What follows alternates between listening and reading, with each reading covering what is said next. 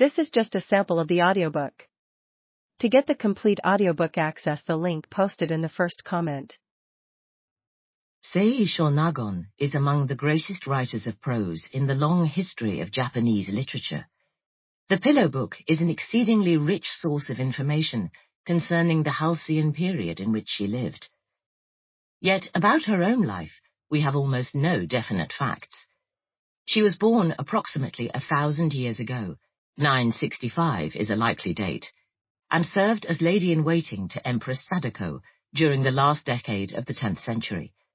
Her father, whether real or adoptive, was Motosuke, a member of the Kiyowara clan, who worked as a provincial official but was best known as a scholar and a poet. It is possible, though I think unlikely, that Shōnagon was briefly married to a government official called Tachibana no Norimitsu, by whom she may have had a son. Her life after her service ended is totally obscure. There is a tradition that she died in lonely poverty, but this may be the invention of moralists, who, shocked by her worldly approach and promiscuous doings, ascribe to her last years a type of retribution that occurs more often in fiction than in reality. Of Shōnagon's relations with her family, nothing is known, and she mentions her father only once. We have no idea where or how she lived when not at court, nor when or where she died. Even her name is uncertain. In the palace she was called Shōnagon, minor counselor, but recent research suggests that her real name may have been Nagiko. Sei refers to the Kiyowara family. There is an acidulous reference to Sei Shōnagon in the diary of her great contemporary, Murasaki Shikibu, the author of the Tale of Genji.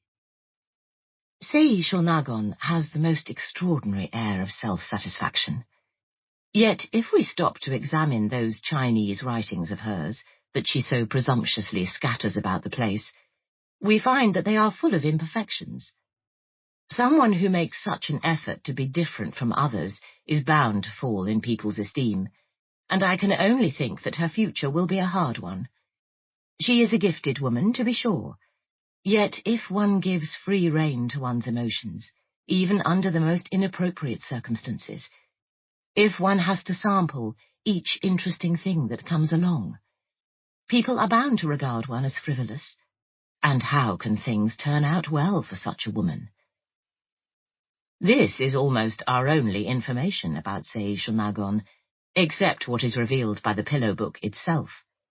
A vast collection of personal notes, her book covers the 10 odd years during which she served at court, and reveals a complicated, intelligent, well-informed woman, who was quick, impatient, keenly observant of detail, high-spirited, witty, emulative, sensitive to the charms and beauties of the world and to the pathos of things, yet intolerant and callous about people whom she regarded as her social or intellectual inferiors.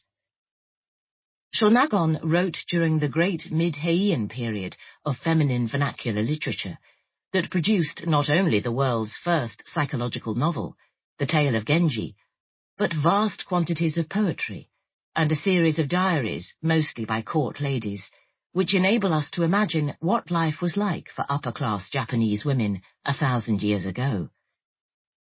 In many ways, such as her love of pageantry and colour, her delight in poetry, her mixture of naivety and sophistication, she resembled the other women writers we know. But the Pillow Book also suggests some notable differences. Shōnagon's scorn for the lower orders, which has moved one indignant Japanese critic to describe her as a spiritual cripple, and her adoration of the imperial family was so pronounced as to seem almost pathological. Her attitude to men, even to those of a somewhat higher class than hers, was competitive to the point of overt hostility, and, partly owing to this combative spirit, her writing is free from the whining, querulous tone that often marks the work of her female contemporaries when they describe their relations with men.